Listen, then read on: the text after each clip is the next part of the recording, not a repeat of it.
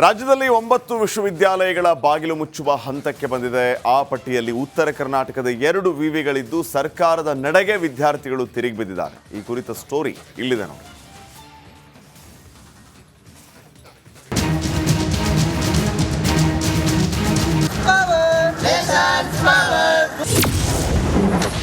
ರಾಜ್ಯದ 9 ವಿಶ್ವವಿದ್ಯಾಲಯಗಳಿಗೆ ಗುದ್ದು.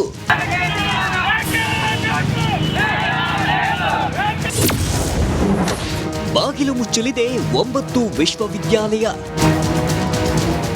ಸರ್ಕಾರ ಆರ್ಥಿಕ ಸಂಕಷ್ಟದಿಂದ ಕಂಗೆಟ್ಟಿದೆ. ಇದರಿಂದ ಹೊರಬರಲು ಇನ್ನಿಲ್ಲದ ಕಸರತ್ತು ನಡೆಸುತ್ತಿದೆ. ಇದಕ್ಕೆ ಸಾಕ್ಷಿ ಎಂಬಂತೆ ಹಿಂದಿನ ಸರ್ಕಾರದಲ್ಲಿ ಸ್ಥಾಪನೆಯಾಗಿದ್ದ 9 ಹೊಸ ವಿಶ್ವವಿದ್ಯಾಲಯಗಳನ್ನು ಮುಚ್ಚಲು ಸರ್ಕಾರ ಚಿಂತನೆ ನಡೆಸಿದೆ. ಆ ಪಟ್ಟಿಯಲ್ಲಿರುವ ತೋಟಗಾರಿಕೆ ವಿಶ್ವವಿದ್ಯಾಲಯದ ಜೊತೆಗೆ ಬಾಗಲಕೋಟೆ ಜಮಖಂಡಿ ವಿಶ್ವವಿದ್ಯಾಲಯಕ್ಕೂ ಕುತ್ತು ಬಂದಿದೆ.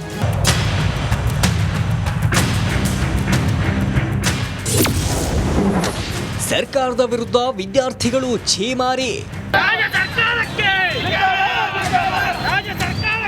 ಸರ್ಕಾರ 2 ವರ್ಷಗಳ ಹಿಂದೆ ಸ್ಥಾಪಿಸಿದ ಜಮಖಂಡಿ ವಿಶ್ವವಿದ್ಯಾಲಯಕ್ಕೆ ಸರಿಯಾಗಿ ಅನುದಾನ ನೀಡಿಲ್ಲ. ಅಗತ್ಯವಿರೋ ಅಧಿಕಾರಿಗಳು ಮತ್ತು ಸಿಬ್ಬಂದಿಯನ್ನು ಕೂಡ ನೀಡಿಲ್ಲ. ಸರ್ಕಾರ ಆರ್ಥಿಕ ಸಮಸ್ಯೆ ನೆಪವೊಡ್ಡಿ ವಿಶ್ವವಿದ್ಯಾಲಯ ಕ್ಲೋಸ್ ಮಾಡಲು ಮುಂದಾಗಿದೆ. ಸರ್ಕಾರದ ಬಳಿ ಹಣ ಇಲ್ಲದಿದ್ರೆ ನಾವೇ ಭಿಕ್ಷೆ ಬೇಡಿ ಹಣ ಸಂಗ್ರಹ ಮಾಡ್ತೀವಿ ಅಂತ ವಿದ್ಯಾರ್ಥಿಗಳು ಪ್ರತಿಭಟನೆ ನಡೆಸಿ ಆಕ್ರೋಶ ವ್ಯಕ್ತಪಡಿಸಿದ್ದಾರೆ. ನಾವು ಭಿಕ್ಷಾಟನೆಗೆ ಇಳಿದಿರ್ತಕ್ಕಂಥ ಕಾರಣ ನಮ್ಮ ಮುಖ್ಯಮಂತ್ರಿ ಮತ್ತು ಉಪಮುಖ್ಯಮಂತ್ರಿಗಳು ಕೊಟ್ಟಿರ್ತಕ್ಕಂಥ ಹೇಳಿಕೆ ಕರ್ನಾಟಕದ 9 ವಿಶ್ವವಿದ್ಯಾಲಯಗಳನ್ನ ನಾವು ಮುಚ್ತೀವಿ ಅಂತ ಹೇಳಿದ್ದಾರೆ. ಎಷ್ಟೋ ಜನ ಲಕ್ಷಾಂತರ ವಿದ್ಯಾರ್ಥಿಗಳು ಅದೇ ಯೂನಿವರ್ಸಿಟಿಗಳನ್ನ ನಂಬ್ಕೊಂಡು ಬದುಕ್ತಿರ್ತಾರೆ. ಇವತ್ತು ಅದೇ ವಿದ್ಯಾರ್ಥಿಗಳಿಗೆ ಯೂನಿವರ್ಸಿಟಿಗಳು ಇಲ್ಲ ಅಂದ್ರೆ ಅವ್ರು ಎಲ್ಲಿಗೆ ಹೋಗ್ಬೇಕು? ಕರ್ನಾಟಕದಲ್ಲಿ ಇರ್ತಕ್ಕಂಥ 9 ವಿಶ್ವವಿದ್ಯಾಲಯಗಳು ಅಂದರೆ 1 ಲಕ್ಷ ವಿದ್ಯಾರ್ಥಿಗಳ ಜೀವನವನ್ನು ಈಗಿನ ಸರ್ಕಾರ ಹಾಳು ಮಾಡ್ತಾ ಇದೆ. ಹಿಂದಿನ ಸರ್ಕಾರ ಘೋಷಣೆ ಮಾಡಿದ ವಿಶ್ವವಿದ್ಯಾಲಯಗಳು ಈಗಿನ ಉಪಮುಖ್ಯಮಂತ್ರಿಗಳು ಹಾಗೂ ಮುಖ್ಯಮಂತ್ರಿಗಳು ತೆಗೆದುಹಾಕ್ತೀವಂತ ಅನ್ನೋ ಹೇಳಿಕೆಯನ್ನು ಕೊಡ್ತಾರೆ. ಇಷ್ಟೇ ಅಲ್ಲದೆ ದೇಶದ 3ನೇ ಮತ್ತು ರಾಜ್ಯದ ಏಕೈಕ ತೋಟಗಾರಿಕೆ ವಿಶ್ವವಿದ್ಯಾಲಯ ಇರುವುದು ಬಾಗಲಕೋಟೆಯಲ್ಲೇ. ಈ ವಿಶ್ವವಿದ್ಯಾಲಯಕ್ಕೆ 100 ಎಕರೆ ಜಮೀನು ಮೀಸಲಿಡಲಾಗಿದೆ. ಇದೀಗ ಮಂಡ್ಯದಲ್ಲಿ ಹೊಸದಾಗಿ ಕೃಷಿ ವಿಶ್ವವಿದ್ಯಾಲಯ ಸ್ಥಾಪಿಸಿ ಆ ವಿಶ್ವವಿದ್ಯಾಲಯದ ಜೊತೆಗೆ ಬಾಗಲಕೋಟೆ ತೋಟಗಾರಿಕೆ ವಿಶ್ವವಿದ್ಯಾಲಯವನ್ನ ವಿಲೀನ ಮಾಡಲು ಚರ್ಚೆ ನಡೆದಿದೆ.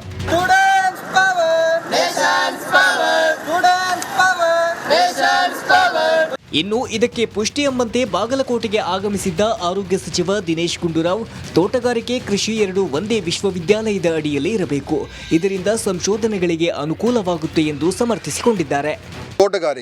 ತೋಟಗಾರಿಕೆ ಕೃಷಿ 2 ಕೂಡ ಅಕ್ಕಪಕ್ಕ ಜೊತೆಲೇ ಹೋಗಬೇಕು. ಸಂಶೋಧನೆಗಳಾದಾಗ ಅನೇಕ ಜೊತೆಯಲ್ಲಿ ಸಂಶೋಧನೆ ಮಾಡುವಂಥ ಅವಕಾಶಗಳು ಕೂಡ ಇರ್ತದೆ. ಆದ್ದರಿಂದ ಇದರ ಬಗ್ಗೆ ನಾವು ಸ್ವಲ್ಪ ಇಂಟಗ್ರೇಟೆಡ್ ಅಪ್ರೋಚ್ ಬೇಕು ಅಂತಲೂ ಕೂಡ ಇದೆ.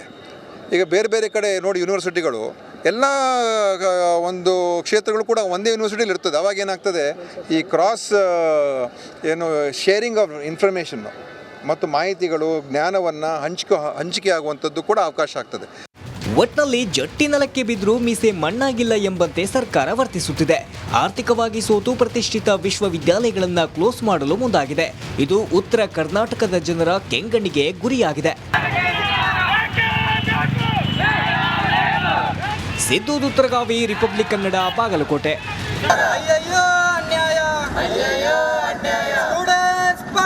ರಾಜ್ಯದಲ್ಲಿ 9 ವಿಶ್ವವಿದ್ಯಾಲಯಗಳ ಬಾಗಿಲು ಮುಚ್ಚುವ ಹಂತಕ್ಕೆ ಬಂದಿದೆ. ಆ ಪಟ್ಟಿಯಲ್ಲಿ ಉತ್ತರ ಕರ್ನಾಟಕದ 2 ವಿವಿಗಳಿದ್ದು ಸರ್ಕಾರದ ನಡೆಗೆ ವಿದ್ಯಾರ್ಥಿಗಳು ತಿರುಗಿ ಬಿದ್ದಿದ್ದಾರೆ. ಈ ಕುರಿತ ಸ್ಟೋರಿ ಇಲ್ಲಿದೆ ನೋಡಿ.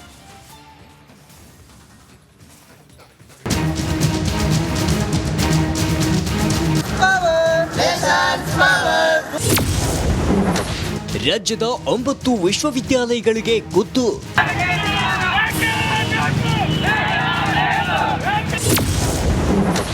ಬಾಗಿಲು ಮುಚ್ಚಲಿದೆ 9 ವಿಶ್ವವಿದ್ಯಾಲಯ. ಸರ್ಕಾರ ಆರ್ಥಿಕ ಸಂಕಷ್ಟದಿಂದ ಕಂಗೆಟ್ಟಿದೆ. ಇದರಿಂದ ಹೊರಬರಲು ಇನ್ನಿಲ್ಲದ ಕಸರತ್ತು ನಡೆಸುತ್ತಿದೆ. ಇದಕ್ಕೆ ಸಾಕ್ಷಿ ಎಂಬಂತೆ ಹಿಂದಿನ ಸರ್ಕಾರದಲ್ಲಿ ಸ್ಥಾಪನೆಯಾಗಿದ್ದ 9 ಹೊಸ ವಿಶ್ವವಿದ್ಯಾಲಯಗಳನ್ನು ಮುಚ್ಚಲು ಸರ್ಕಾರ ಚಿಂತನೆ ನಡೆಸಿದೆ. ಆ ಪಟ್ಟಿಯಲ್ಲಿರುವ ತೋಟಗಾರಿಕೆ ವಿಶ್ವವಿದ್ಯಾಲಯದ ಜೊತೆಗೆ ಬಾಗಲಕೋಟೆ ಜಮಖಂಡಿ ವಿಶ್ವವಿದ್ಯಾಲಯಕ್ಕೂ ಕುತ್ತು ಬಂದಿದೆ.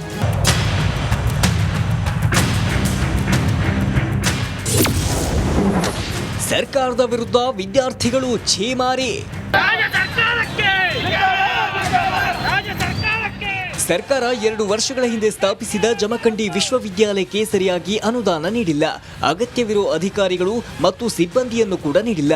ಸರ್ಕಾರ ಆರ್ಥಿಕ ಸಮಸ್ಯೆ ನೆಪವೊಡ್ಡಿ ವಿಶ್ವವಿದ್ಯಾಲಯ ಕ್ಲೋಸ್ ಮಾಡಲು ಮುಂದಾಗಿದೆ. ಸರ್ಕಾರದ ಬಳಿ ಹಣ ಇಲ್ಲದಿದ್ರೆ ನಾವೇ ಭಿಕ್ಷೆ ಬೇಡಿ ಹಣ ಸಂಗ್ರಹ ಮಾಡ್ತೀವಿ ಅಂತ ವಿದ್ಯಾರ್ಥಿಗಳು ಪ್ರತಿಭಟನೆ ನಡೆಸಿ ಆಕ್ರೋಶ ವ್ಯಕ್ತಪಡಿಸಿದ್ದಾರೆ. ಇಂದು ನಾವು ಭಿಕ್ಷಾಟನೆಗೆ ಇಳಿದಿರ್ತಕ್ಕಂಥ ಕಾರಣ ನಮ್ಮ ಮುಖ್ಯಮಂತ್ರಿ ಮತ್ತು ಉಪಮುಖ್ಯಮಂತ್ರಿಗಳು ಕೊಟ್ಟಿರ್ತಕ್ಕಂಥ ಹೇಳಿಕೆ ಕರ್ನಾಟಕದ 9 ವಿಶ್ವವಿದ್ಯಾಲಯಗಳನ್ನ ನಾವು ಮುಚ್ತೀವಿ ಅಂತ ಹೇಳಿದ್ದಾರೆ. ಎಷ್ಟೋ ಜನ ಲಕ್ಷಾಂತರ ವಿದ್ಯಾರ್ಥಿಗಳು ಅದ ಯೂನಿವರ್ಸಿಟಿಗಳನ್ನ ನಂಬ್ಕೊಂಡು ಬದುಕ್ತಿರ್ತಾರೆ. ಇವತ್ತು ಅದ ವಿದ್ಯಾರ್ಥಿಗಳಿಗೆ ಯೂನಿವರ್ಸಿಟಿಗಳು ಇಲ್ಲ ಅಂದ್ರೆ ಅವ್ರು ಎಲ್ಲಿಗೆ ಹೋಗ್ಬೇಕು?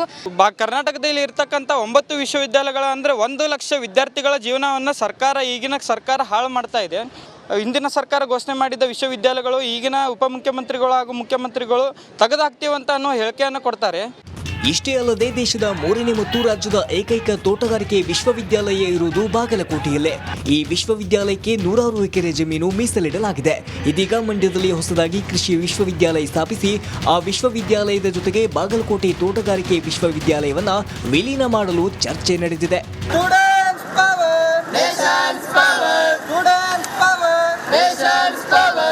ಇನ್ನು ಇದಕ್ಕೆ ಪುಷ್ಟಿ ಎಂಬಂತೆ ಬಾಗಲಕೋಟೆಗೆ ಆಗಮಿಸಿದ್ದ ಆರೋಗ್ಯ ಸಚಿವ ದಿನೇಶ್ ಗುಂಡೂರಾವ್ ತೋಟಗಾರಿಕೆ ಕೃಷಿ ಎರಡೂ ಒಂದೇ ವಿಶ್ವವಿದ್ಯಾಲಯದ ಅಡಿಯಲ್ಲಿ ಇರಬೇಕು, ಇದರಿಂದ ಸಂಶೋಧನೆಗಳಿಗೆ ಅನುಕೂಲವಾಗುತ್ತೆ ಎಂದು ಸಮರ್ಥಿಸಿಕೊಂಡಿದ್ದಾರೆ.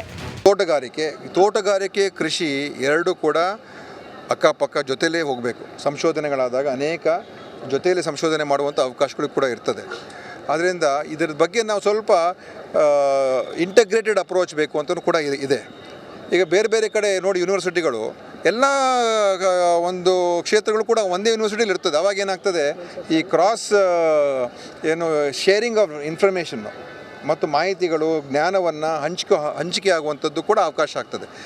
ಒಟ್ನಲ್ಲಿ ಜಟ್ಟಿ ನೆಲಕ್ಕೆ ಬಿದ್ದರೂ ಮೀಸೆ ಮಣ್ಣಾಗಿಲ್ಲ ಎಂಬಂತೆ ಸರ್ಕಾರ ವರ್ತಿಸುತ್ತಿದೆ. ಆರ್ಥಿಕವಾಗಿ ಸೋತು ಪ್ರತಿಷ್ಠಿತ ವಿಶ್ವವಿದ್ಯಾಲಯಗಳನ್ನು ಕ್ಲೋಸ್ ಮಾಡಲು ಮುಂದಾಗಿದೆ. ಇದು ಉತ್ತರ ಕರ್ನಾಟಕದ ಜನರ ಕೆಂಗಣ್ಣಿಗೆ ಗುರಿಯಾಗಿದೆ. ಸಿದ್ದು ದುತ್ತರಗಾವಿ, ರಿಪಬ್ಲಿಕ್ ಕನ್ನಡ, ಬಾಗಲಕೋಟೆ.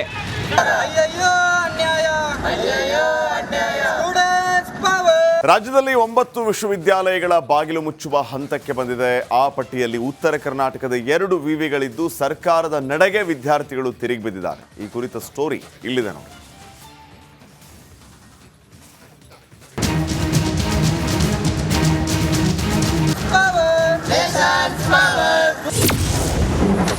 ರಾಜ್ಯದ 9 ವಿಶ್ವವಿದ್ಯಾಲಯಗಳಿಗೆ ಗುದ್ದು.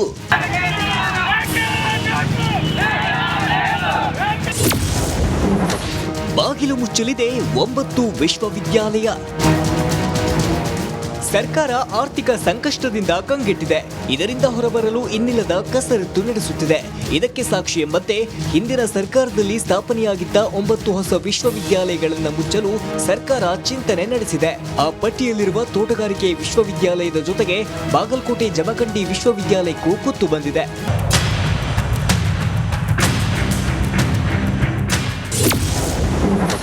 ಸರ್ಕಾರದ ವಿರುದ್ಧ ವಿದ್ಯಾರ್ಥಿಗಳು ಛೀಮಾರಿ. ಸರ್ಕಾರ 2 ವರ್ಷಗಳ ಹಿಂದೆ ಸ್ಥಾಪಿಸಿದ ಜಮಖಂಡಿ ವಿಶ್ವವಿದ್ಯಾಲಯಕ್ಕೆ ಸರಿಯಾಗಿ ಅನುದಾನ ನೀಡಿಲ್ಲ. ಅಗತ್ಯವಿರುವ ಅಧಿಕಾರಿಗಳು ಮತ್ತು ಸಿಬ್ಬಂದಿಯನ್ನು ಕೂಡ ನೀಡಿಲ್ಲ. ಸರ್ಕಾರ ಆರ್ಥಿಕ ಸಮಸ್ಯೆ ನೆಪವೊಡ್ಡಿ ವಿಶ್ವವಿದ್ಯಾಲಯ ಕ್ಲೋಸ್ ಮಾಡಲು ಮುಂದಾಗಿದೆ. ಸರ್ಕಾರದ ಬಳಿ ಹಣ ಇಲ್ಲದಿದ್ರೆ ನಾವೇ ಭಿಕ್ಷೆ ಬೇಡಿ ಹಣ ಸಂಗ್ರಹ ಮಾಡ್ತೀವಿ ಅಂತ ವಿದ್ಯಾರ್ಥಿಗಳು ಪ್ರತಿಭಟನೆ ನಡೆಸಿ ಆಕ್ರೋಶ ವ್ಯಕ್ತಪಡಿಸಿದ್ದಾರೆ. ಇಂದು ನಾವು ಭಿಕ್ಷಾಟನೆಗೆ ಇಳಿದಿರ್ತಕ್ಕಂಥ ಕಾರಣ ನಮ್ಮ ಮುಖ್ಯಮಂತ್ರಿ ಮತ್ತು ಉಪಮುಖ್ಯಮಂತ್ರಿಗಳು ಕೊಟ್ಟಿರ್ತಕ್ಕಂಥ ಹೇಳಿಕೆ ಕರ್ನಾಟಕದ 9 ವಿಶ್ವವಿದ್ಯಾಲಯಗಳನ್ನ ನಾವು ಮುಚ್ತೀವಿ ಅಂತ ಹೇಳಿದ್ದಾರೆ. ಎಷ್ಟೋ ಜನ ಲಕ್ಷಾಂತರ ವಿದ್ಯಾರ್ಥಿಗಳು ಅದ ಯೂನಿವರ್ಸಿಟಿಗಳನ್ನ ನಂಬ್ಕೊಂಡು ಬದುಕ್ತಿರ್ತಾರೆ. ಇವತ್ತು ಅದ ವಿದ್ಯಾರ್ಥಿಗಳಿಗೆ ಯೂನಿವರ್ಸಿಟಿಗಳು ಇಲ್ಲ ಅಂದ್ರೆ ಅವ್ರು ಎಲ್ಲಿಗೆ ಹೋಗ್ಬೇಕು? ಕರ್ನಾಟಕದಲ್ಲಿ ಇರ್ತಕ್ಕಂಥ 9 ವಿಶ್ವವಿದ್ಯಾಲಯಗಳ ಅಂದರೆ 1 ಲಕ್ಷ ವಿದ್ಯಾರ್ಥಿಗಳ ಜೀವನವನ್ನು ಈಗಿನ ಸರ್ಕಾರ ಹಾಳು ಮಾಡ್ತಾ ಇದೆ. ಹಿಂದಿನ ಸರ್ಕಾರ ಘೋಷಣೆ ಮಾಡಿದ ವಿಶ್ವವಿದ್ಯಾಲಯಗಳು ಈಗಿನ ಉಪಮುಖ್ಯಮಂತ್ರಿಗಳು ಹಾಗೂ ಮುಖ್ಯಮಂತ್ರಿಗಳು ತೆಗೆದುಹಾಕ್ತೀವಂತ ಅನ್ನೋ ಹೇಳಿಕೆಯನ್ನು ಕೊಡ್ತಾರೆ. ಇಷ್ಟೇ ಅಲ್ಲದೆ ದೇಶದ 3ನೇ ಮತ್ತು ರಾಜ್ಯದ ಏಕೈಕ ತೋಟಗಾರಿಕೆ ವಿಶ್ವವಿದ್ಯಾಲಯ ಇರುವುದು ಬಾಗಲಕೋಟೆಯಲ್ಲೇ. ಈ ವಿಶ್ವವಿದ್ಯಾಲಯಕ್ಕೆ 100 ಎಕರೆ ಜಮೀನು ಮೀಸಲಿಡಲಾಗಿದೆ. ಇದೀಗ ಮಂಡ್ಯದಲ್ಲಿ ಹೊಸದಾಗಿ ಕೃಷಿ ವಿಶ್ವವಿದ್ಯಾಲಯ ಸ್ಥಾಪಿಸಿ ಆ ವಿಶ್ವವಿದ್ಯಾಲಯದ ಜೊತೆಗೆ ಬಾಗಲಕೋಟೆ ತೋಟಗಾರಿಕೆ ವಿಶ್ವವಿದ್ಯಾಲಯವನ್ನ ವಿಲೀನ ಮಾಡಲು ಚರ್ಚೆ ನಡೆದಿದೆ.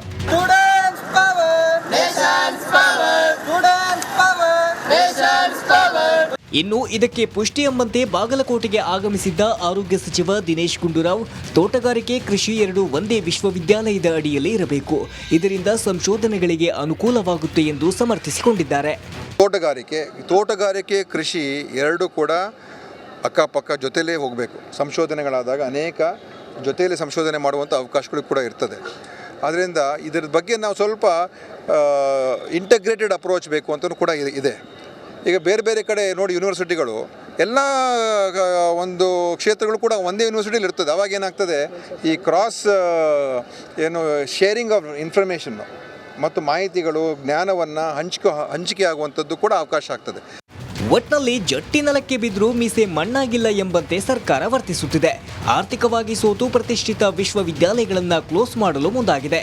ಇದು ಉತ್ತರ ಕರ್ನಾಟಕದ ಜನರ ಕೆಂಗಣ್ಣಿಗೆ ಗುರಿಯಾಗಿದೆ. ಸಿದ್ದು ದುತ್ತರಗಾವಿ, ರಿಪಬ್ಲಿಕ್ ಕನ್ನಡ, ಬಾಗಲಕೋಟೆ.